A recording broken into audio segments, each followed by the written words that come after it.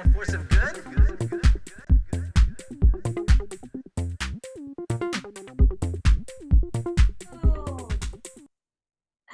Hello, watchers, runners, and gods of the time stream. Check to your left in case there's any hissing. Check to your right for a crustacean hammer flying in your face. Grab a chair, conjure up a table, and join us to talk about all things the Dungeon Run. Hi, everybody. I just got home. Well, I got off work to see that the Watch Party channel blew up about height clans now. And all I want to say is that us gnomes run the world. Okay, that's the end of conversation. I hope everybody's doing good today. I know we start a little earlier. Today's a little shifty for some of the guests that are coming on, and my work schedule allowed it. So, fantastic. Yes, Ingrid is here. Everybody relax. Everybody's going to be on. I want to start off by saying what we're going to see on the show today. I'm introducing an amazing segment called the Amulets Council, and it's where the time stream is the amulet's going to summon 3 other gods from the time stream to join me to discuss and debate the episode. This episode's perfect for this as well because there was so much to discuss, so many different opinions, and I really love hearing a vast majority of the community's opinions. So this should be really fun. Also on today's show, we are finally going to announce the winners of the Watch Party contest, but I do want to let everybody know that there were so many really awesome, just purely awesome submissions. So because of that, my Ertenbergs behind the screen and I have decided to, next week, we are also going to be doing an honorable mention Watch Party contest segment, and they are also going to be getting prizes. So we really loved that many entries. So yeah, so there's that. And then we're going to end today on our first couples interview, which I'm so excited about. They're so lovely and they just make my heart happy. So before I bring on the council, I want to give my brief overview thoughts onto this week's episode. This one was very polarizing for me, I think. It started off amazing, okay? Freaking Jared's poem is beautiful, and I think Jared and I are best friends. And Civ and I are mortal enemies. And Jared always appreciates a good white beard. Ooh, Melchior says 6.5 for you. Interesting.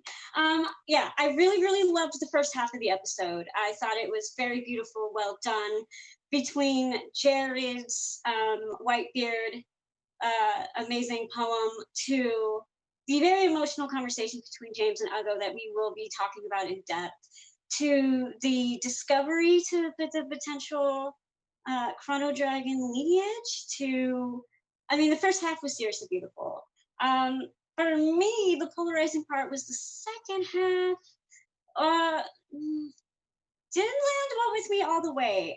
We just got done having an episode where the party worked so well together and did so awesome, and it was beautiful.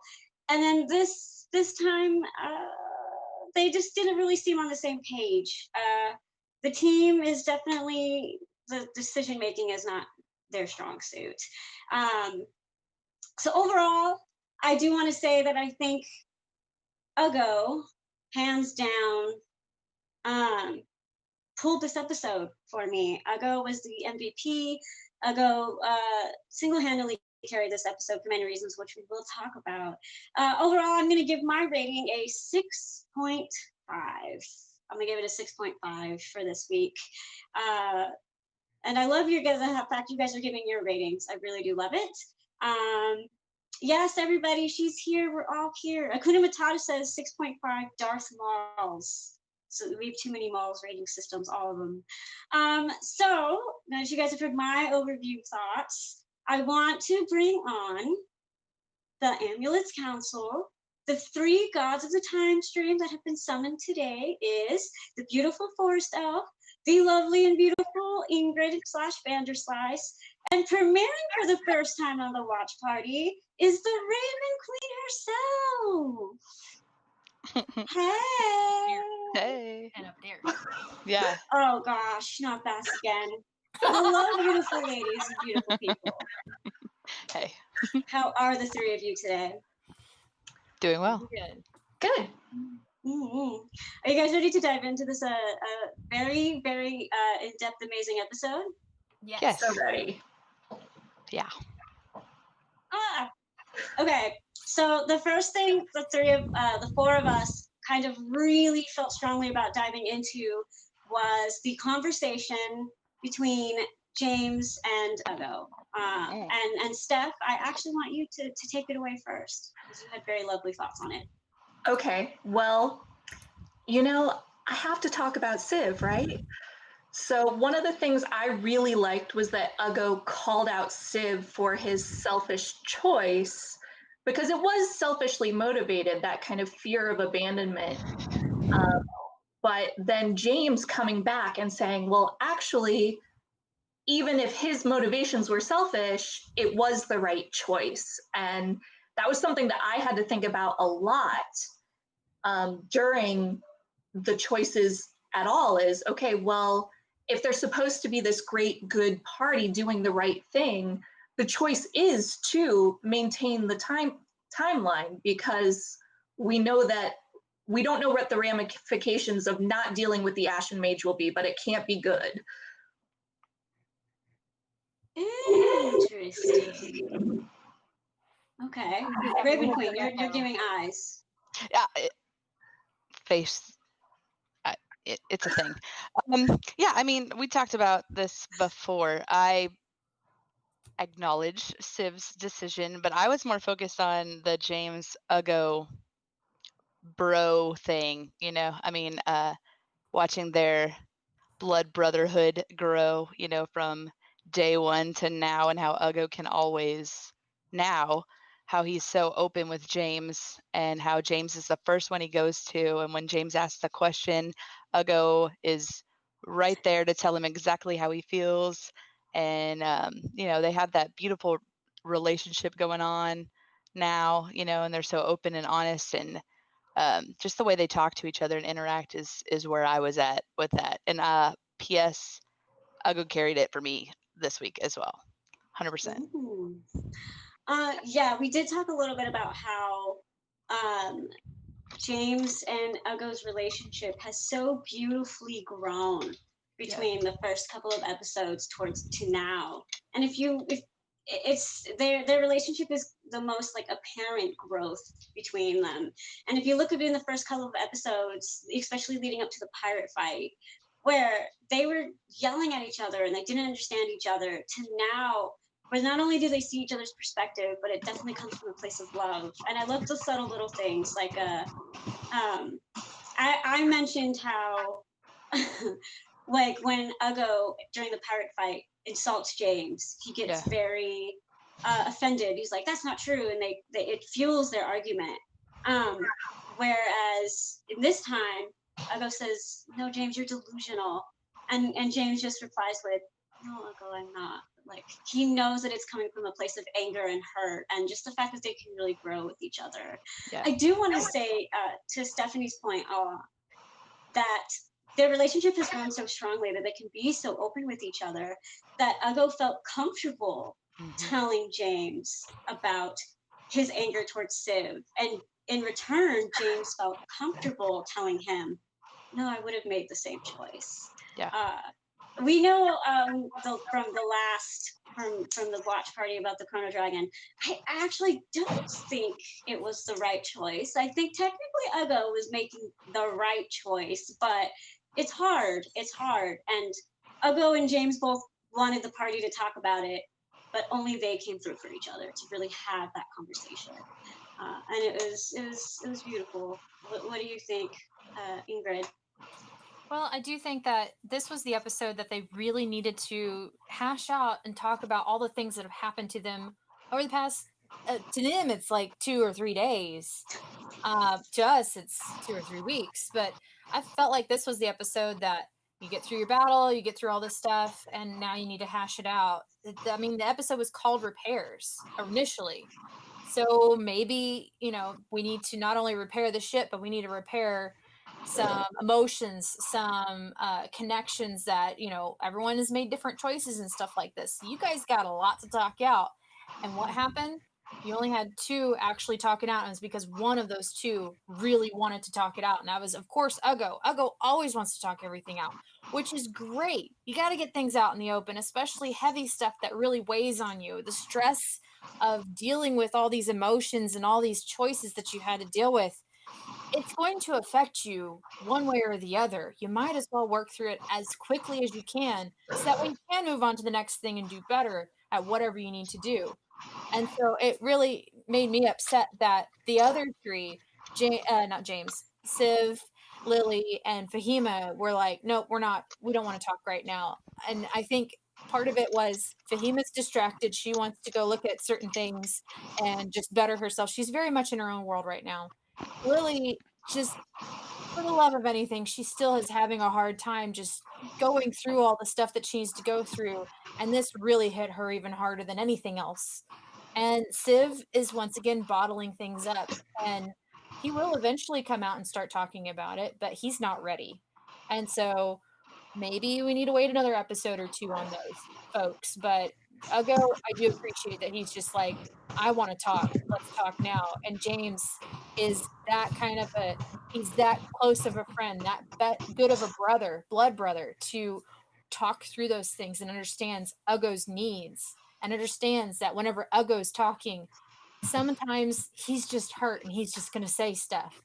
And then he comes back and says, I'm sorry.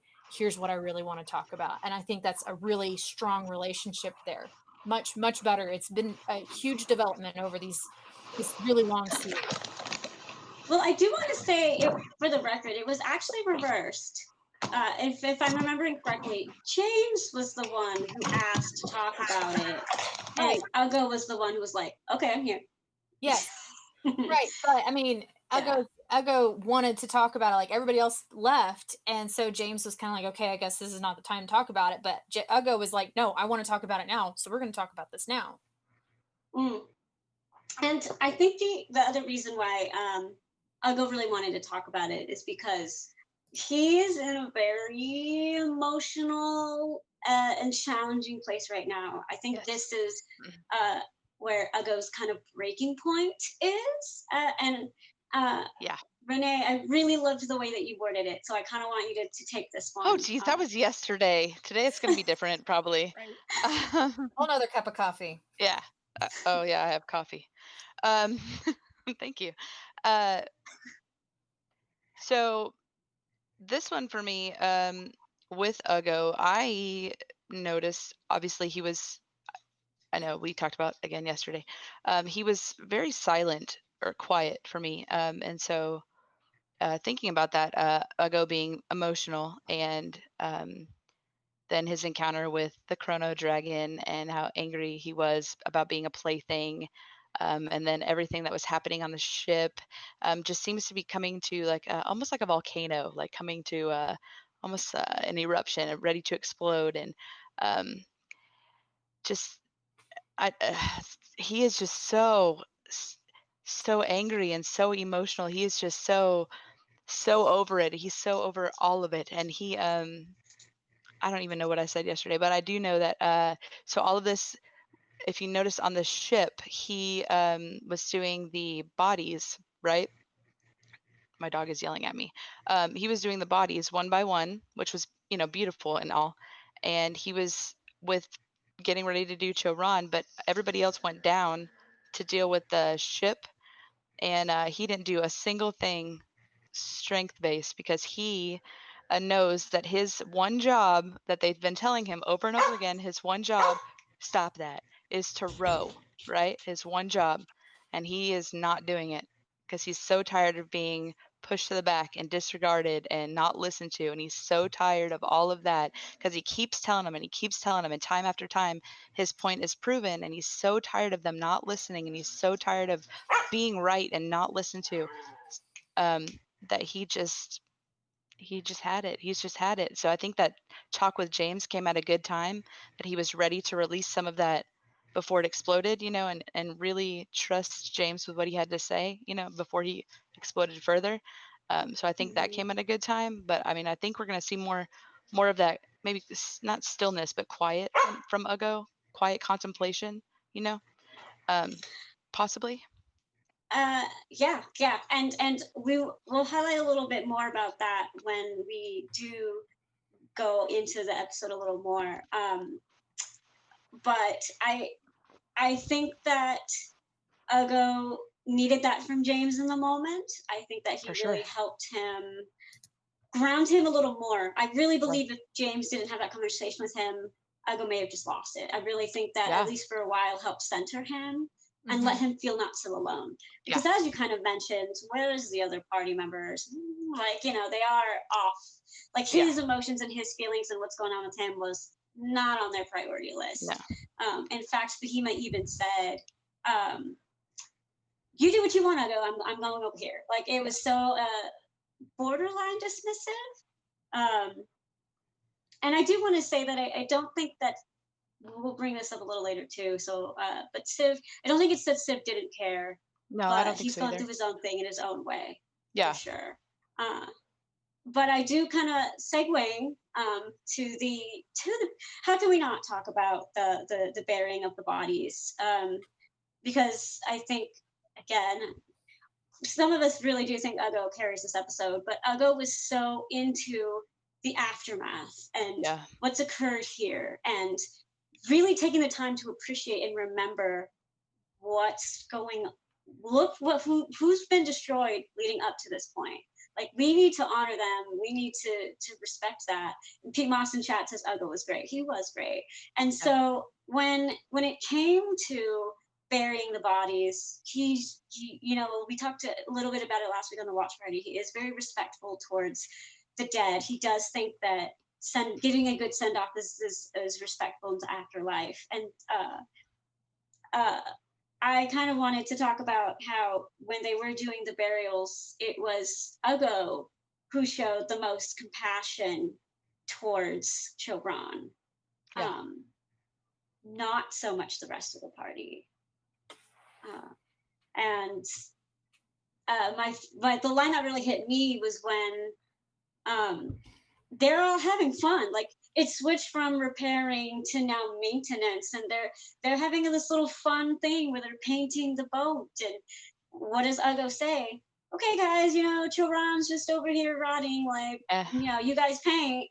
And and the first thing Bahima says, again, being very dismissive, in my opinion, was just so much of, weren't you supposed to take care of that? Was her literal words. And Ugo was like, sure, I'll just throw the man who helped us and helped us out and gave us all of this. Yeah, I'll just throw him overboard. And that's when the whole party was like, yeah, okay, no, we're coming.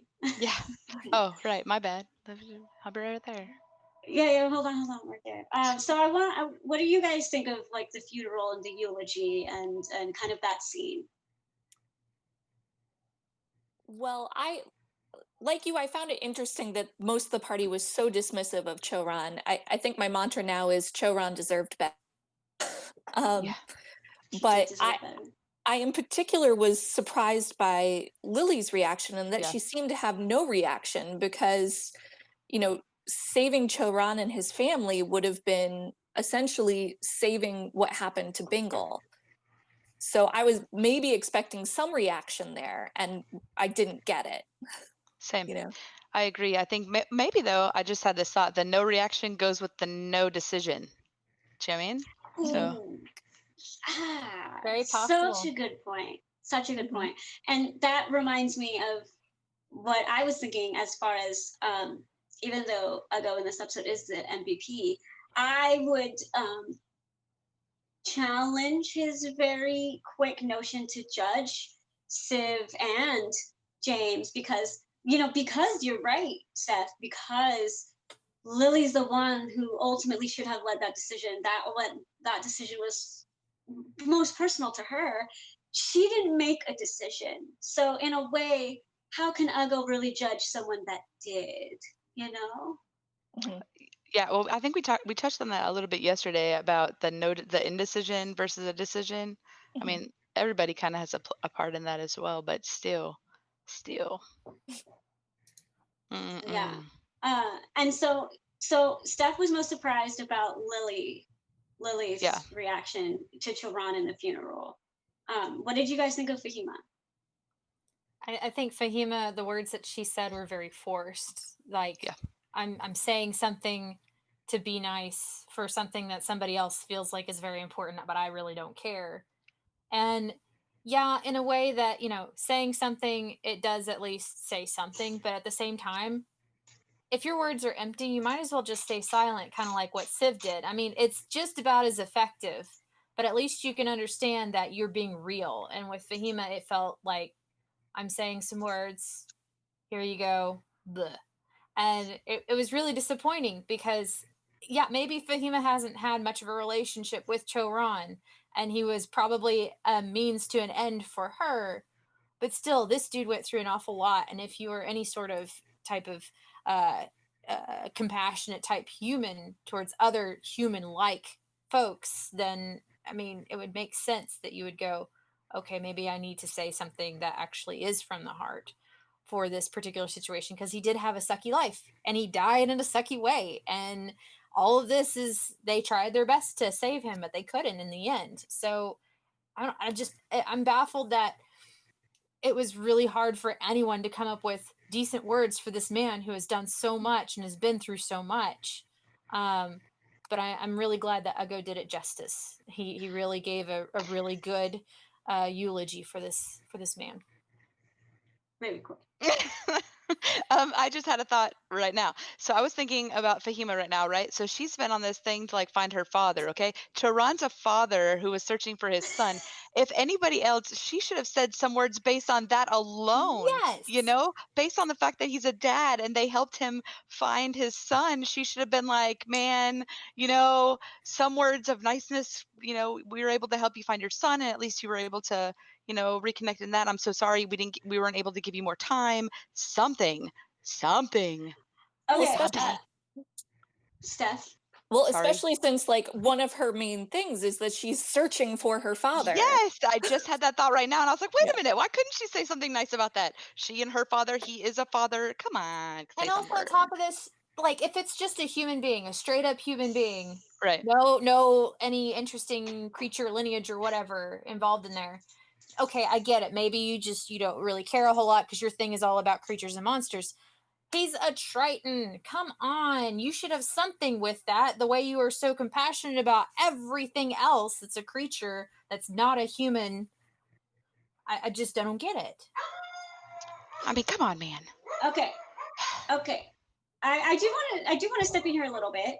First of all, the chat is saying the Raven Queen is amazing and is right, but I do want to say It's the coffee. I don't know. I will say I was the one who originally said to Fahima, James, and Lily that Chilbron really was just a means to an end. And I don't think that they were really emotionally connected the way Ugo and Civ were.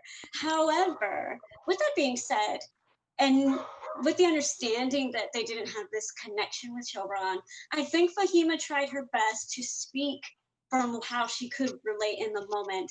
And Fahima is huge on romance. Fahima is huge on love. And so that's why she said, here's a man who fell in love with a beautiful woman and had their love was beautiful. Like that's what she thought and was Right. embodying in that moment. The fact that she did say, they were like a cute family, like they loved each other, and that was raw and real, and that's what she was kind of And it wasn't bad. in the moment thinking. I don't think what we're saying is what she said was bad. It felt and it sounded obligatory, and it was like, oh no, we should probably say some words. And I think that regardless of how close they were with him, all of them were connected to this guy, whether they wanted to be or not, because they all were with this guy for this amount of time, like trying to help him, means to an end or not, they're all connected, all of them. So Oh, 100%. And I agree too that, like, again, as far as I'm concerned, only Ugo and Civ even remotely cared about Joran. yeah, I just was, it's shedding light in where I think that's just where her head was at. I also yeah, want to take a second for Sitar, Corbin Played, and Lily Dumbledore fan, who are all saying, you guys don't like Joran? Okay, come at me and fight me, because Joran is beautiful, and I think all four of us like Joran. Joran deserved I do better. well. Yeah, okay. I so liked him. I had no y'all- problem with him. I mean, I think what the issue is with, at least what I'm hearing from a couple of them, is Wortwell. I think she got frozen. Oh, did she go away? Just That's look at what her. She's happens when you try to frozen. insult Joran. It's the Triton That's curse. what happens right Curse. that there. played kind of. The Chrono Dragon came and froze her. Okay, I'm here. Okay. Oh, I got nervous. But So, Ingrid, I was saying that's what happens when you try to insult Joran. So well, what it is what I think it is Choron was not he didn't really want to come out with any details to help them out initially. He did not trust them, and he kind of played really coy in any kind of type of relationship that could possibly be developed with them. And he was also very protective of his family. Even whenever they did find the family, it was like, stay away from my family kind of a thing. So I mean, yeah, there's that there. Like, he didn't really give them much of an opportunity, any party member, to give much of an opportunity to develop a relationship, to make it like, hey, we're friends. This is he was just trying to protect his own, and maybe that was in his own way, but I think that kind of hampered his ability to get compassion from certain party members, just because he wasn't friendly in a way But that do they you blame him though? want. No, I don't blame Exactly. him. It's I his wanna only quote. leverage. Yes, I want to quote Sean Patrick in chat, who says, "Trust the people who hunted you down and put you in a cage, huh?" Like 100%. I will fight anyone on Joran. And J Rock asks, "Am I the only neutral one on Joran?" Probably. Yeah, probably. Really polarizing opinions of Joran, apparently. Yeah. No, Almost I as much liked as him. certain I didn't have pirate. any problems. I mean, so I he didn't wasn't like him forthcoming. initially, Mhm. Yeah. Well, I don't know. He but did I save do them. like him now. Hold on. He did what, Raven Queen? Hey, help us out. Help us get out of this desert island. Whoosh, water everywhere, and we're safe. So I mean, good things happen. So, I mean, he's helpful.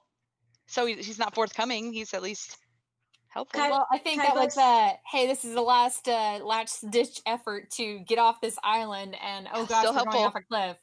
It was super helpful, yes, but it was oh shoot, we're gonna die unless I do this. Yeah. Helpful. Cam the Fog Pal says, "I'm pretty neutral in him as well." I guess Joran is really Oh. polarizing, but honestly, he was a father who just wanted to be there for his wife and his kid, and I'm glad he didn't help the party out as much as you guys think he should have. You got to remember, they did kidnap him. He doesn't know that they're in other people's bodies. Like, He got one, stabbed. What that's do you weird. want? Yeah. And Civ, I was getting there. Civ just stabbed him. Why would you be like, sure, here's my family. Sure, let me tell I you understand. the only leverage I have. Yeah. I would understand it with Civ, but the way that everybody else was treating him, like, well, okay, Ugo and James and Lily, the way that those three were treating him almost the entire time, he should have been a little bit better at being forthcoming with at least those three. But Civ, yeah, when Civ shivved him, I would say that, yeah, that's definite into that kind of relationship right there. Civ had to make it look real. Hold on. Everybody stop. Take it away, Steph. I mean, I'm with FailWaffle on this one. You are in duress. Your only concern is saving your family. You do not give up any information until your 100%. family is safely in your hands. Yeah. And then And by away the from time danger. yeah, and Yeah. away from danger. And he wasn't going to tell them anything until they were on Bingle. And that didn't Yes. happen. Like, I agree. I absolutely think Choran would have told them had they reached Bingle. I agree too. I think he would have. I do.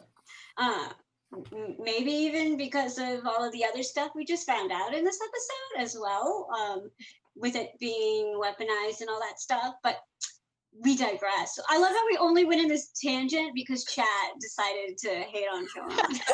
It's the Watcher party. The Watchers are also directing the party. Yeah. So, yeah, I just very polarizing. I'm with Steph. I think that I'm on that and the train. Raven Queen. Yeah. This train right here is already left, and Children is awesome, and we are happy that he got Yes. the proper sending he really did deserve. Yeah, and I loved you, the dude. ancestor bit.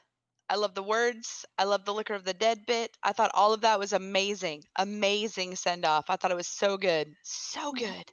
It was Man, beautiful. Yeah, it got me in my little And I- feels. right in the feels. And I do Yeah. want to point out that one, Ron made half of that up on the spot, which I is know. mind What? blown. So crazy. I know. Mind blown. I absolutely Also- love all this improv. It's just amazing, all these things that these folks Yeah. can do. It really is. That is the first moment from like a character's perspective. I 100% thought that he planned that whole script, and to find out that half of it was mind blown. I Yeah. also have to point out, and just to highlight how beautiful it was when, rightfully so, he's really sticking to his paladin oath.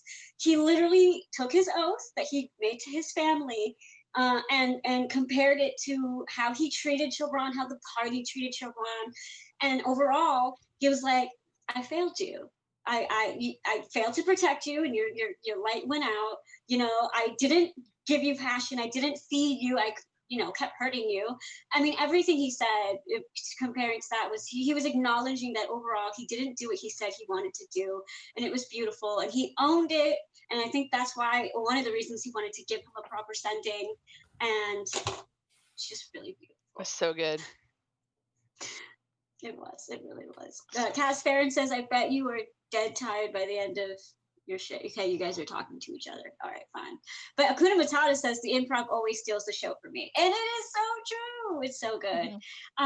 So with that being said, let's segue a little bit to the next section. They get to the Yuan-T's base. And who wants to go first? I'll let They other all have people very go first on mixed this one. feelings about this. I'll let other people go first on this one. Oh, why do I have to go first? Because we're pointing in the right direction. Okay, well, give me something specific to talk about, and then I'll shoot. Because there's a lot. Okay. Okay, I'll go first. I'll go first. I think Asari, the snake leader, the Yuan-Ti leader, is beautiful. So awesome. Yeah, and I really, really, really loved her. And I thought she was a very interesting character. She was very intrigued by the party, but to some extent still held her ground.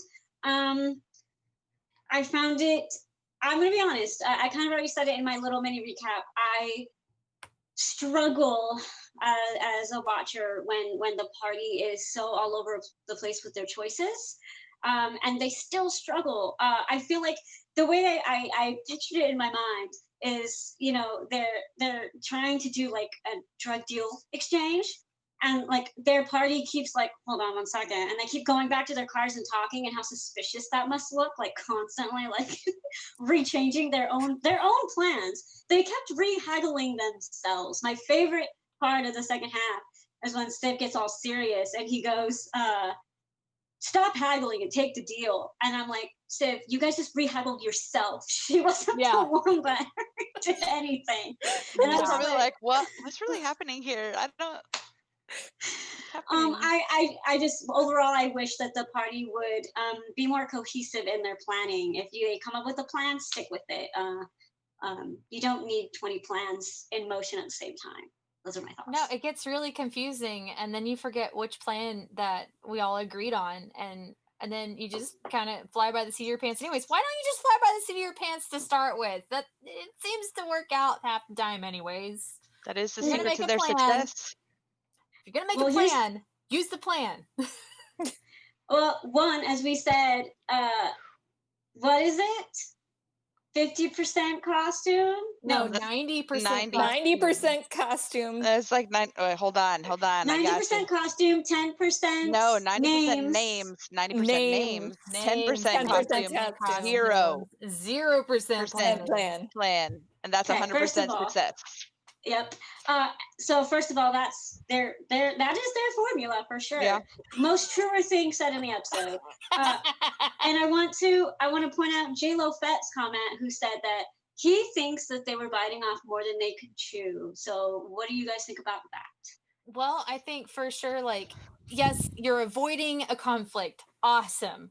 But in your whole haggling, you could have easily pissed off the queen. What was it? Asari? I thought it was a sorry, but I don't know anything I'm right. bad with so. names. Super off. There were two Come. S sounds in it. So, but Anyways, I don't remember. the Yeah, snake lady, you could have really pissed off the snake lady with all your different changes and all that stuff like that. For whatever reason, she was terrified enough of Fahima's blood lance that it just, okay, luckily you made it through with all that. But I mean, come on, guys. It just didn't make a whole lot of sense to me. Why do you keep adding more to the plan? Why do you keep betting more to this plan? Like, can you just get the ship repaired? Because that's what you need. That's what you need the most. Right. Otherwise, you ain't going anywhere. And currently, there's a lot of hidey holes and possibly a lot of snakes. Just letting you know that the stakes are high here, and you got lucky on terrifying someone. So, right, and going along with that, their primary mission was fix the ship, and do then your it business morphs right, and Pleasure then it later. morphs into let's save all the slaves. And in my head, I'm going, they haven't even thought about the ramification of what a certain Whitebeard is going to think about all of No, this. they didn't even say anything about that. Of course, I missed a Nothing. few details in there, but I'm like, this is his ship. You guys are just pretending that this is your ship. And It's trying not to your rescue ship. all the slaves was biting off more than they could chew. I mean, yes, you could probably get out there and you could get if you drop them off in the nearest island, which is like 2 or 3 days away, cool beans, it didn't take you too much. But what if you have to go on an extremely long trip that's going to take 2 or 3 weeks? You cannot support that many people on the ship. Yes, they can all sleep on the deck, cool. But you cannot support that many people on the ship, especially with just rations. And you don't know what all they've gone through. So they might have little mental issues too. Okay, so I agree. For the record, y'all know I agree. The three ladies up here know I agree. But I don't mean to play devil's advocate here. I will in a minute. I will. But here, I'm actually not against the fact that they considered and entertained the idea of saving the slaves. I'm fine with that. In fact, I feel I think someone said it in chat that was beautiful and it can work out. My problem wasn't necessarily that they deviated from the plan as far as helping the slaves, because I feel, for me, one of the things I thought was very interesting was I compared this situation very heavily to the halfling situation and the ones who had slaves. And they're following their own tune. Nothing has changed. They wanted to free the hag, who essentially in their mind was a slave, and nothing was changed here. They saw slaves, they saw people in need, and they wanted to help. I don't see anything wrong inherently with that. I don't. No. Now, do I think they bit off more than they could chew in being unrealistic of, yeah, let's bring everyone on the ship? Maybe. But when your goal is to save someone, and the fact they did it without a fight, whether we agree with it or not, they conquered and successfully did exactly what they set out to do. I think it's important to acknowledge that. No, I love that they role played their way out of that conflict. Yeah. I do love that. And I do think it was creative. You have the White Witch, the Banshee, Greenie, all these different things. And I think it was as silly as it was, it played out well. It just makes me go, guys. Oh, I don't think it played out well at all. I think it was sloppy. I don't think it played well at all, and that was my problem. I'm just happy as sloppy as it was, and as biting off more than they could chew, I just wanted to point out that they got done. They were happy at the end of the day, and I do think it's important to acknowledge that. As long as Whether, they like you were guys said, happy. though, no, exactly. Now they're going to see the repercussions Yes. of getting exactly what they wanted. Consequences, they're so real. It's a thing, and Jeff always delivers. So we're gonna see it. Well, even selling that But machine, they sold their machine that goes the underwater machine thing, and they needed to have that for in case you have any like creatures that come and attack the ship from underneath the water. Well, you just sold your machine, your one weapon that can do that. That's not gonna bode well because it's Shark Week, folks, and I'm just gonna call out a potential theory that we might see a shark on the way to our next island. What are you gonna do? That big old shark thing that was gonna come eat them anyways. Because there was a second one. What if it comes back and finds you? There was a lot of dead bodies in the water, by the way. Just throwing it out there. Shark Week. I also want to say to finish my point of bringing up the halflings, because I know at least for a few people this is really important, and I feel this is one of the things that I got out of the second half, which I did enjoy. Again, when we're comparing the situation to the halflings, the whole conundrum with the halflings was the point that did they show the slavers any mercy? And the answer was no. And the issue with some members of the party was that they weren't compassionate enough and they didn't explore options more. And I do want to point out that, at least for me, I don't think even after all of that, not much has changed for the heroes, because they did try really hard to figure out a way to fight the Yonti. And I really feel it wasn't so much a matter of we want to be peaceful here. I don't think that was the case. I think it was more so, hey, we want to take these people out, but we're a little outnumbered. Let's bounce. And I think if they felt they could win and they weren't trying to repair a ship, I really do think they would have tried to just wipe the place out. I really do. I can agree with you on that one because I mean they really haven't learned a whole lot since that encounter. They just maybe they're a little bit more conscious of the decisions that they make, but even still, they still have that same attitude. Cole Kender says, not to mention extremely outpositioned. Exactly. I really feel. I think that's more like it. Yeah. I think that's why Yes. James got off the ship and was trying to walk around. Yeah. Just to see. But I think there was way too many hidey areas that he couldn't quite tell, I think. And they went on their turf. Yeah, who knows where they were? Like yeah. it was their turf. Yeah. But my whole point is, I'm making a mental note that J. Lofette says they fought their inner murder hobos. I don't think they did, and that's kind of the point I'm making if I suck at making it. They didn't fight it. They wanted to murder hobo. Reverse that. They wanted to kill. That was what they wanted to do. They just knew they probably wouldn't get out of it with unscathed, and it was their survival instincts that kicked in. But I think if they felt they could, I think they would have. They even tried to plan it out, and they just couldn't come up with a way to take everybody out. Right. Obviously, the debate of now, again, as slavers, do you take them out or not, is the moral debate for another day. But I just want to find it interesting, even after everything they've been through, everything that Lily said, everything that they talked about, they still went to that initial reaction of, can we kill them all?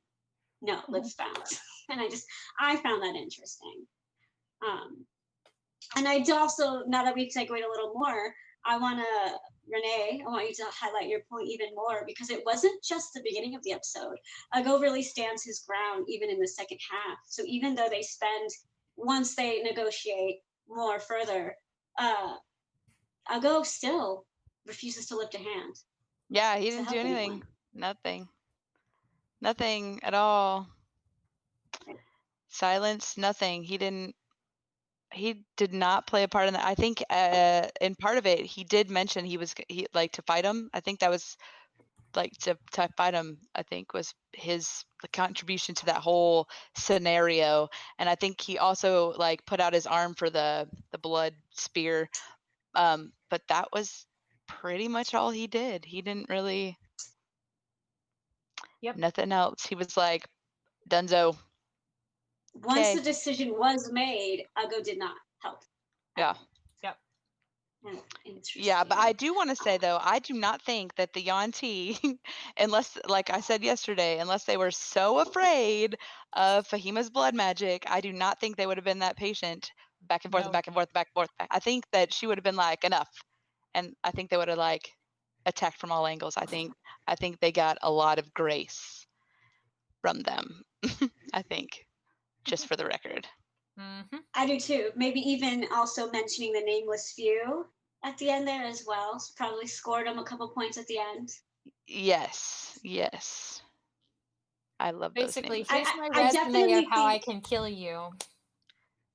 Yeah, but I definitely think at the end of the day, I think under different circumstances, and that's kind of why I brought up my drug deal in the garage scenario, because if in any other given situation, I do think the auntie would have been like, all right, we're done. It's too suspicious. There's something going on here. Yeah.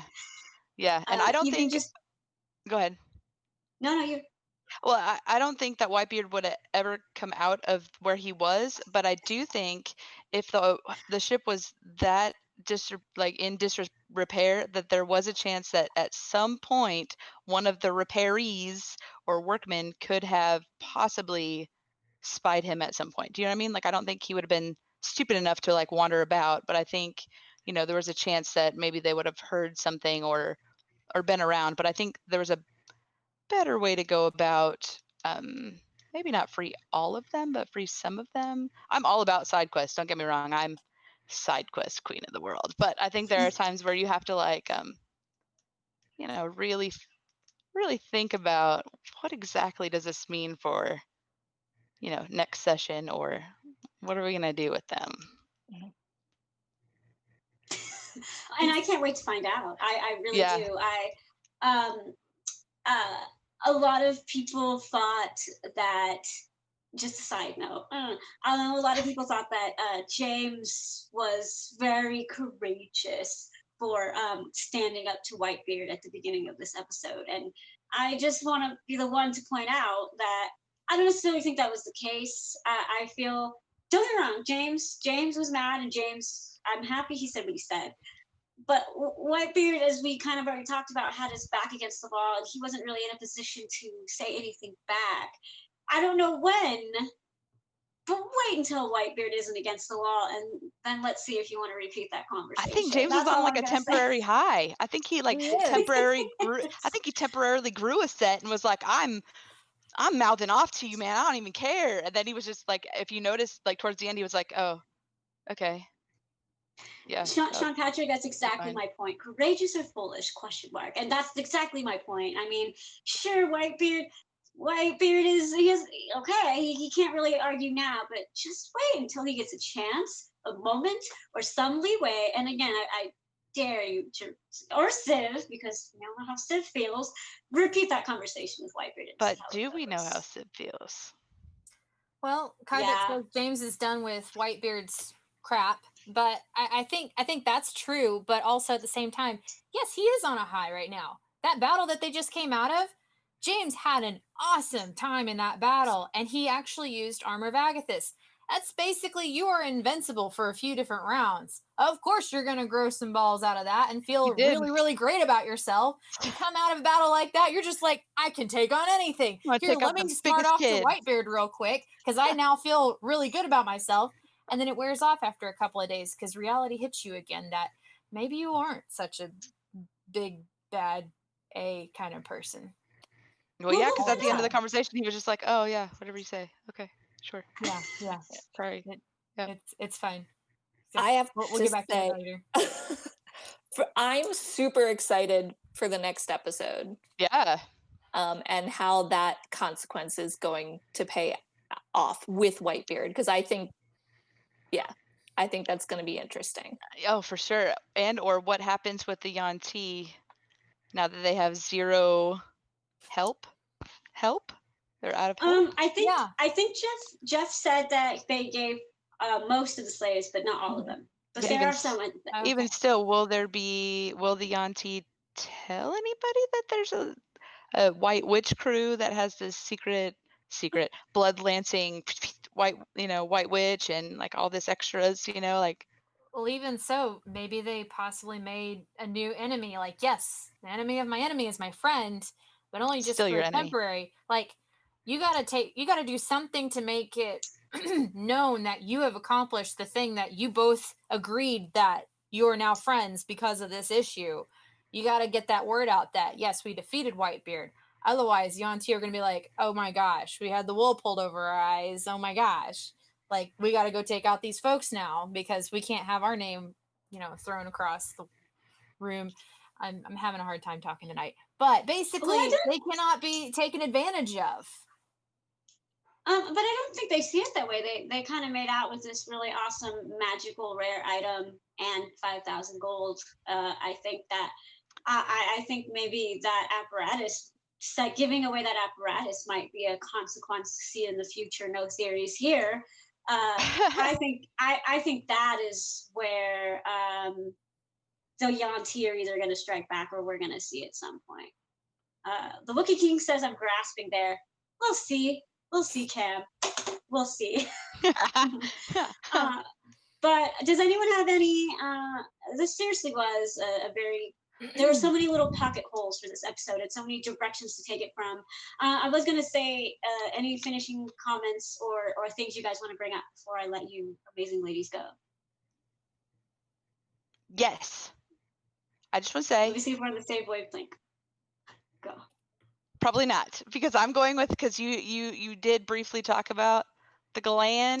We're twinning. Okay, we're twinning, because I want to talk about the gland for a second, and I want to say that Ugo was brilliant for checking on that thing, because I was thinking the same thing. I was like, man, I wish somebody would check and see if that was like a thing, or if it was removable or something, and then he goes and does it, and I was like, man, this is, and then the thing that we find out from it. Right? Holy cow, man. Why don't you tell us what we found out? Tell us what we found out, Renee.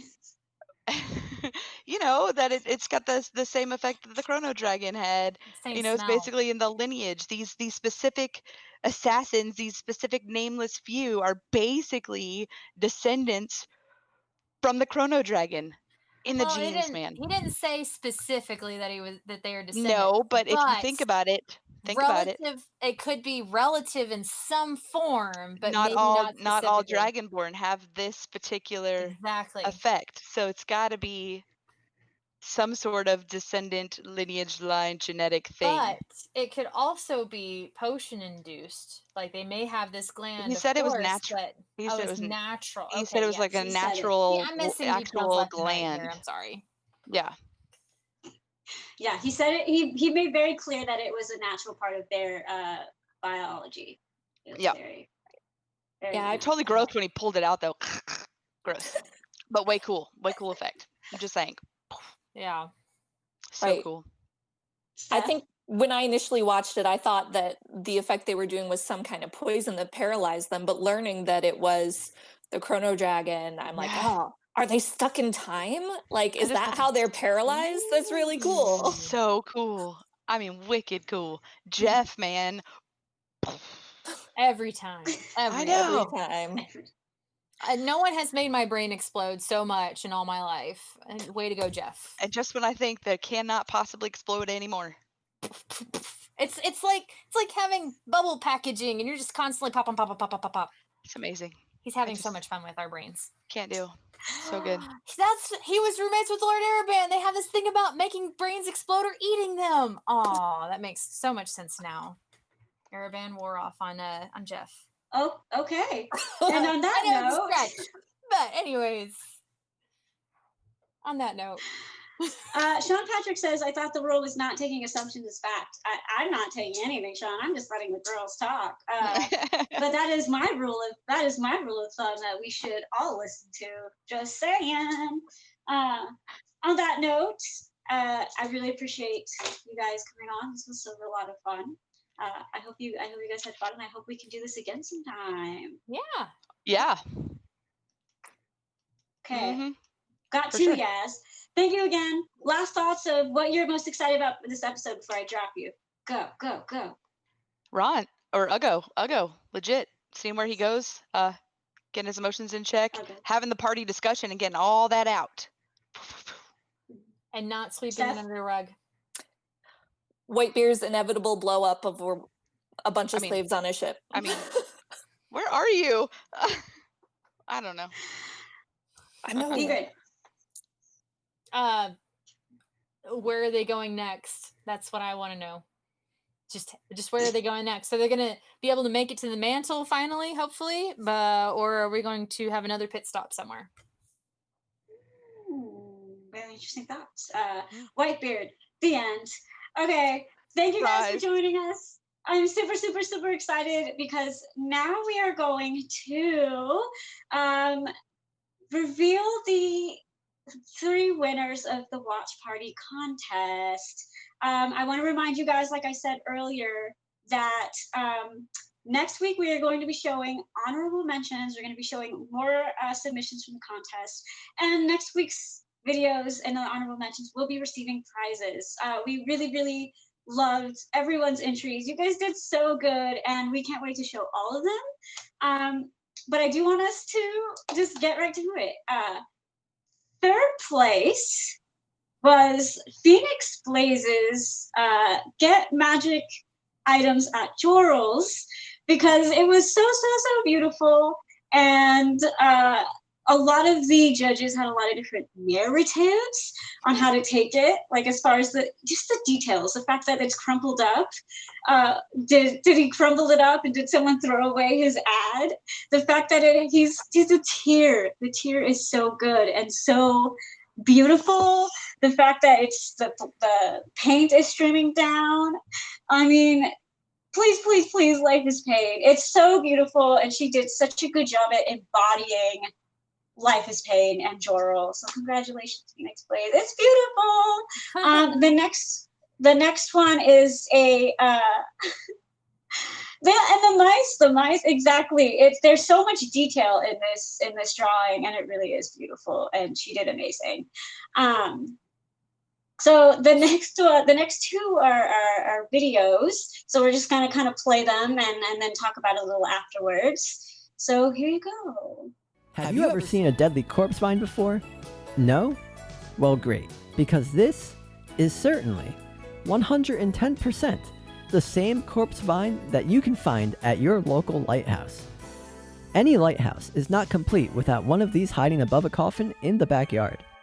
No problem? No more worries. This corpse vine does not discriminate and will eat any live being mammal you put in front of it.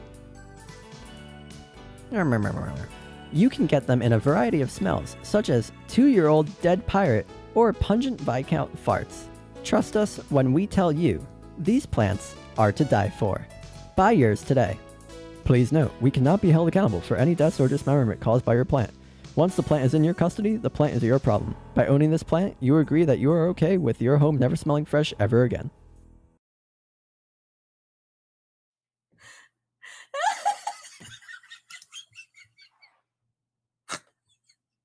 I muted myself to enjoy the video. Yes, that video was submitted by Akuna Matata. It's beautiful. The Wookiee King in chat said, oh, the puns. Very well thought out, very beautiful, hilarious. The Charmander suit, yeah, I noticed. It was just a lot of fun, and it had a lot of little puns and details in it, and yeah, we thought it was really, really, really beautiful. So congratulations, Sam, you're amazing. And now to do the 1st place winner of the contest. It's also a video, and check it out, and we hope you enjoy.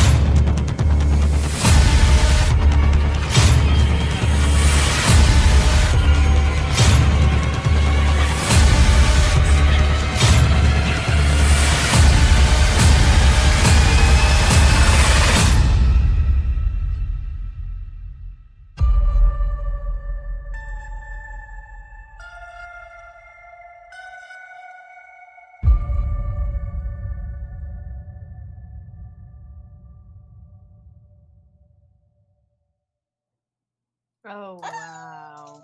This is the first time Vandurslice has seen any of these. By the I way. haven't seen any of these. Oh man, the chills. Oh my, I think my eyes are bugging out. Like, wow. Well Yeah. done. Well done. Well, since it was the first time you've seen them, tell me what you thought about them, because I didn't let you comment on them.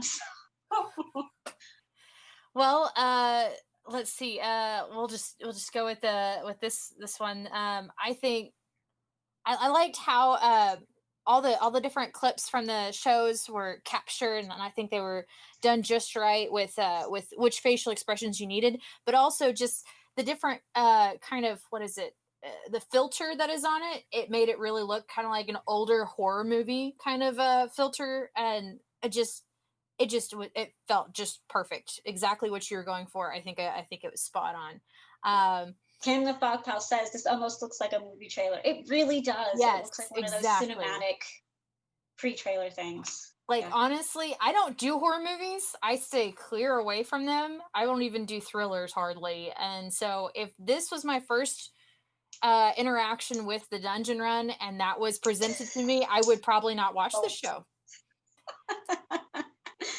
So Love it. that was how spooky it was, and I think it was captured brilliantly. Let's see, the plants. I loved all the puns. I just loved all the puns. There were so many. There's so many, and the little plants. It's like nom nom nom nom nom nom. It was adorable, and it was cute. I loved it.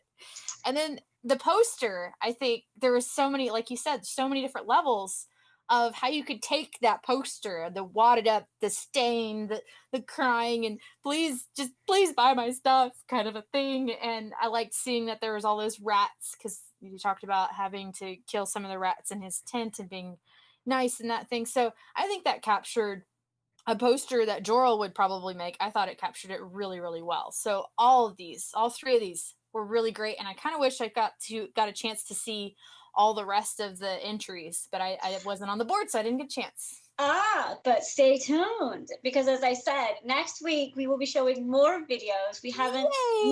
Next week is completely dedicated to honorable mentions, and as I said earlier, and I'm saying it again, we loved the entries so much that all of the videos played, or not just videos, submissions played next week in the honorable mentions will be getting prizes. So I'm super excited, and stay tuned, because we will be seeing a lot more of the entries. I loved all of them so much. So there you have it. It'll be there's more prizes and more videos to come, so stay tuned. But for now, it's time for us to bring on our very first guest watcher segment. Our first couple is the real Tabaxi Rogue and Frankentina behind the stage still. Are they? Hey, you guys are. How are you guys? Fantastic. Those entries were phenomenal. They were. And like I said, so much more to come. This community is so talented, and I cannot stress enough how I really just wanted everyone to kind of bring their creativity to the table. I wanted it to be a way for us to kind of share in each other's laughter and each other's creativity. And I really feel that we did just that. So I really can't wait for you guys to see more of everyone's stuff. It's super exciting. Also, I want to say you guys and your dog look adorable. I got another one. He's back here. I know there you go. I love your dog so much. Why don't you guys start by telling us how you guys met and how you guys got into the dungeon run? Well, we met at a music concert, actually. It was all the way in Pennsylvania, so I don't know, you were in Ohio at the time, so. I drove from Ohio and he drove from Georgia. I drove from here, yeah. It was about an 11-hour drive for me. And we met at a concert. And then she came down to visit, and I never went home. She quit her job over the phone on the couch. Wow. I hated that job. They were like, "What?" I was like, "I'm not coming in today." They're like, "Why?" I was, "Because I quit," and then I hung up. Kids, I don't recommend you doing that, but it's still beautiful that you guys, like, it seemed like you guys had a really strong connection right off the bat, and that's adorable. Oh. J-Rock also wants to say you guys get extra points for your Wonder Woman pillow. For a what? Or what? Your Wonder Woman pillow behind you. Oh. I got it at Walmart. So why don't you guys tell us how you guys got into the dungeon run, and more specifically, what is it like to watch as like a couple? Like, what is that like for you guys? I don't know what that's like. So I actually started on YouTube on episode 1. I just YouTubed D&D shows, and it came up, and I realized within the first 15 minutes that this was my new show. And then I probably talked your ear off for days. Couple months actually. And then she started watching it, and same thing. see, We actually usually don't watch it in the same room why? because I can't hear, and he's supposed to be on bed rest. I'm okay. Oh, wait. Why don't you guys just wait and watch it at the same time together later? Later, why? Then you have to. Then I can't wait that long. I love it. Here I am, like I can't wait. That's too much of me. I can't wait to see like how they interact when they watch the show together. And y'all are like, yeah, we don't even. It's just really funny. We don't even watch it. did you see that? That's really funny. That's hilarious to me. Well, still, you must have like hours of conversation after each episode, just being able to just hash it out between the two of you, right? Yeah, we talk about it all the time, Yeah, like pretty every much. day. It's consumed my life now, but I'm okay with that. Aren't we all? Aren't we all? The Raven Queen also wanted to point out in chat that we all love that you are wearing matching shirts right now. Happy little trees. It's adorable. I love it so much. So then, I know we kind of got a little bit into it yesterday, but I kind of want you guys to say who is your guys' favorite character, and what do you guys think of the decisions of the party? Because I love how we kind of took that conversation. So. Oh, I'm Team Civ all the way. Absolutely. Well, I mean, I figured. What? Tell everyone why. Why are you Team Civ? Because it's just the personality, how he handles himself is just fantastic. Like, I'd have stabbed him too. That's all I'm saying. In case you guys haven't figured it out yet, our guests are on Team Force of Evil, so we're consuming the party tonight. Tina, what about you? Who's your favorite character? My favorite character is Ugo. And I have like a million reasons why. give us two. Oh, on the spot. It's so hard to choose. Which one do I announce to everyone in the community? Everyone will know after this. It sounds kind This of is what you'll be known for. I kind of relate to the book he writes, where he Orctionary? writes words. Yeah, his Orctionary. I kind of It is relate to adorable. that. English is actually my second language, so I can totally relate to that 100%. Oh, that's so cool. What's your first language? Yeah, what is your first language? Nobody judge me. I'm Romani. My first language is Romani Chib. Okay, well, you don't have an accent that goes with it. That's why I'm like, wow, cool. I'm American. I was born here and raised here. Girl, you know there is no judgment in There's this no song judgment and in at this all. community. No, I'm so just. that's beautiful. It's good That to is know so more cool. about you. I also Kidnapping so many children. want to point out that Down to Clown said yes, go Team Force of Evil, and just Down to Clown, I love you. I just need you to know that about you. So you're beautiful, and our forces are growing, and it's beautiful. Okay, that's enough. But I did want to ask you guys, because we spoke a little bit yesterday about how you guys, you told me when you guys do talk about the show that you do come together in the fact that you both would do very different things in comparison to the party. And my thought question for you two was to come up with what decision they have made you would have changed the most, or you would have liked to change the most. That was your thought question. So I wanted to know what answer you guys came up with. Here comes the controversy. Okay. I wouldn't have gone for the hag. I'd have let her go. I wouldn't have gone back. the hag when they went to free her and then caused all the commotion with the halflings, I'd have just let it be. You say controversy, but I mean, they literally did more damage than good by doing that. So that's a huge decision. I don't necessarily think it's a bad one to change. What about you, Tina? There's so many times I'm like, just stab them. Why are we talking? Just stab somebody. I know, the force of evil runs deep in this house. Oh yeah, no, I would have killed the kid. I love it.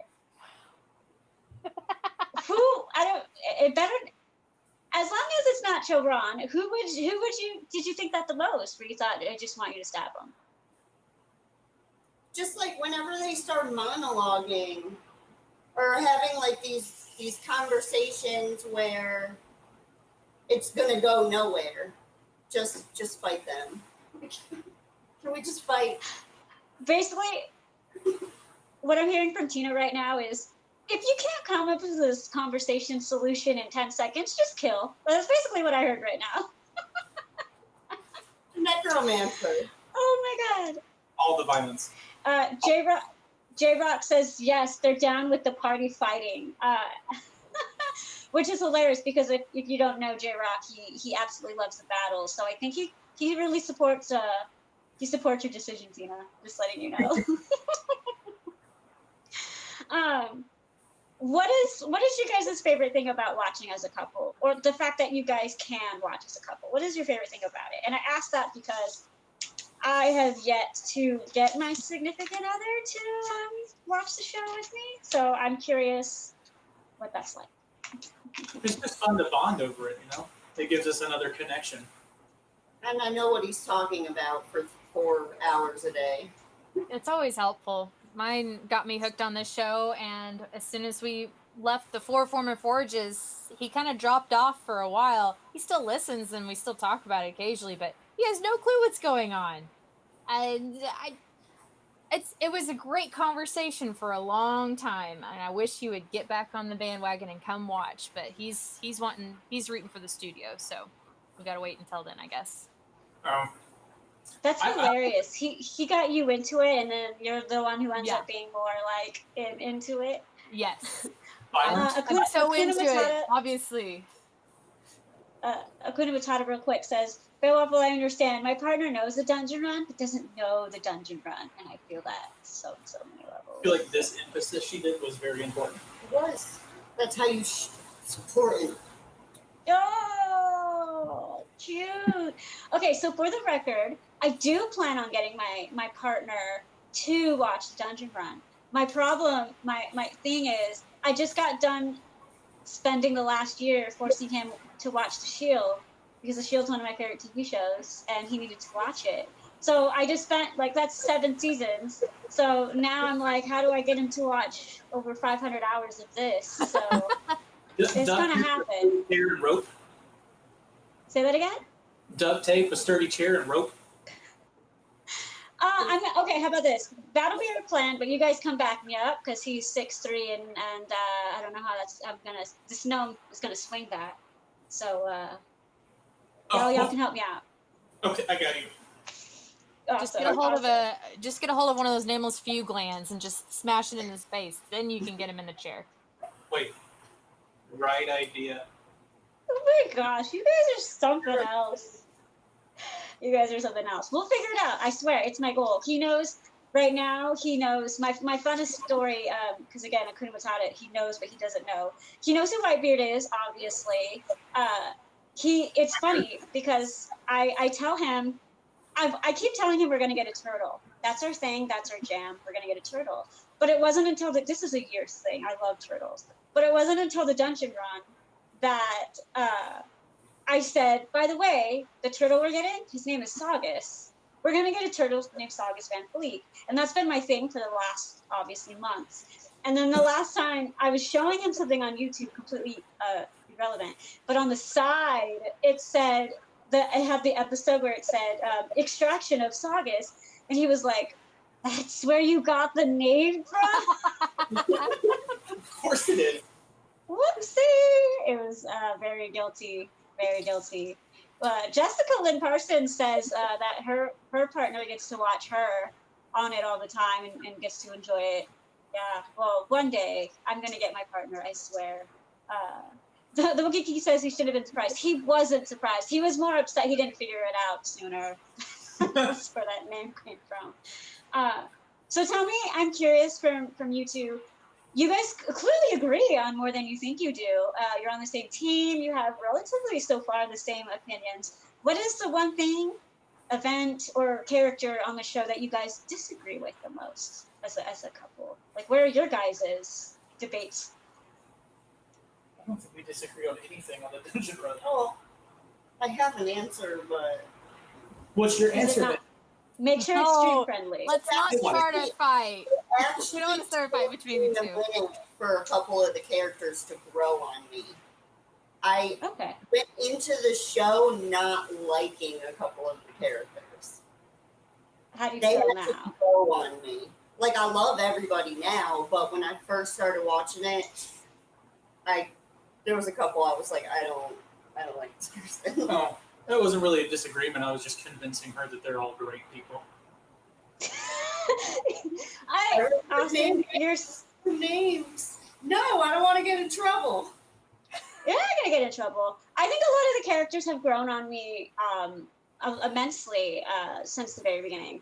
But I do want to point out that, like, Austin, you start off with like, yeah, stab and evil, and then you're like, I'm just convincing everybody we're all beautiful people. Proof that Team Force of Evil, we have a heart. We have a heart. It's Well, they are all great people. I mean, that doesn't mean I don't want to shiv somebody every now and then. of course, naturally, of course. Just an occasional murder, no big deal. Team Stabby casual. Tippy. Hashtag stabby. Right. No, there are a lot of NPCs and playable characters. I think that's what makes the dungeon run, at least for me, so beautiful, is the fact that the characters do grow on you. Your opinions and perspectives can and do change throughout time. You know, there are so many stories and storytelling out there where it's just like, once you dislike a character or once you can't relate to a character, then that's it. But I think it's a test to the fluidness and the growth of the show, the fact that your opinions of these characters can change drastically, and that's beautiful. Absolutely. Like Fahima, for example, for me, I mean, it was the whole, we got to save the creatures, team Hamlet, don't kill anything, and then the power move, the Bloodlust, was fantastic. Yeah, no, I think Fahima, in my personal opinion, has shown so much, not just growth, because they've all grown, but I think she's playing her character so beautifully and what her character embodies, and it's hard to play one younger character than you are, because Fahima is super young, but just to play it true and play it naturally in the progression that this barely 18-year-old girl would do growing. And I think she does it very, very, very well. And if there was a montage of Fahima throughout the episodes, you can even tell just in her demeanor and her posture, like she just changes and she's slowly getting older and she's growing. And I feel the same way about Ugo. Ugo, since day one, is a very different person, character-wise, mature-wise, even mannerism-wise, than he was episode 1. Sure. Absolutely. Absolutely. Yeah. Am I saying that from experience? What, Wokiki? Am I saying what from experience? What am I saying from experience? Jessica Lynn Parsons in chat says, JLP left the chat. Okay, you can speak your truth. No, Jessica, we love you. We really do. I think Austin said it best. You guys really, everyone is you're all beautiful people. All the characters are beautiful.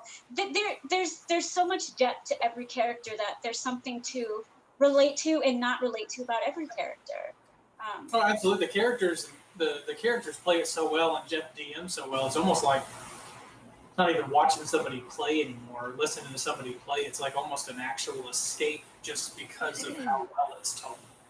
Right, and with anybody that you will ever meet, doesn't matter how much you love the person and care and just adore them, there is always going to be probably a couple of things that you dislike. And on average, you're probably going to be about 50-50 on whether you like or don't like someone in general. So I feel like the characters are just about the same way. There's a lot of stuff I like about each character. There's a lot of stuff I don't like about each character, but I still like them as a whole. Right. Yeah. Like I said, it is truly a testament to good storytelling from all the characters. They do a good job at weaving in together the world. They weave in together the story, each other's stories. It's a very freaking beautiful show. Absolutely. Yeah, and I do want to, Ingrid, do you have any questions before we let our beautiful couple go? So do you make it a priority to make Wednesday night your dungeon run date night kind of a thing? Or is it like, okay, well, we couldn't make it, so we'll transfer this night to another night kind of a thing? Even though you're not in the same room, it's still your time together. Best part of this interview, by the way. He's not always home on Wednesday. Yeah, I drive a truck for a living. Okay. So, my final question for you guys is, I want you guys to talk a little bit about your D&D experience, because I know you guys play together, and I also know you may have just formed a group via the Discord community. Why don't you talk a little bit about that? Oh, we did. Not very many people around here play, so it was just me and her and one of our friends, Joe, that play. So we were looking for a bigger party. And then That's the second party, though.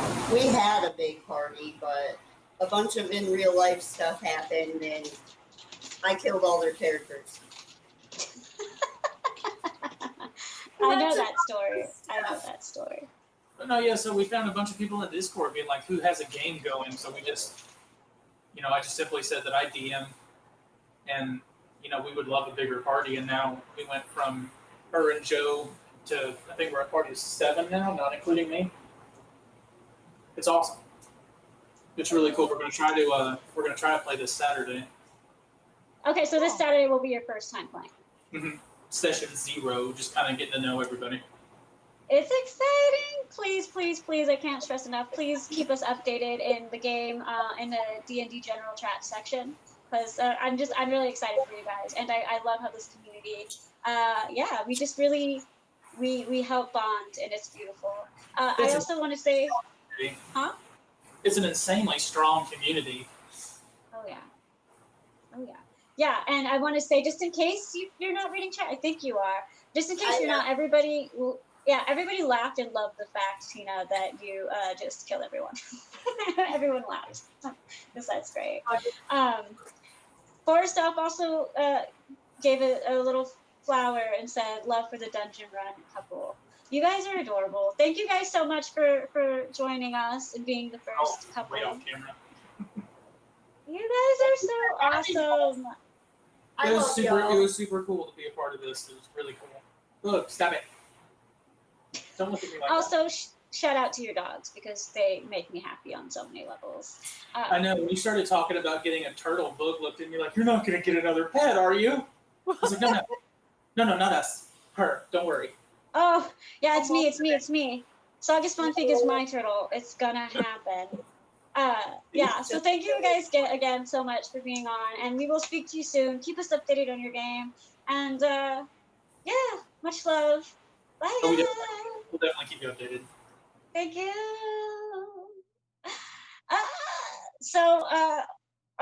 Jessica Lynn Parsons in chat says couples who D&D together stay together.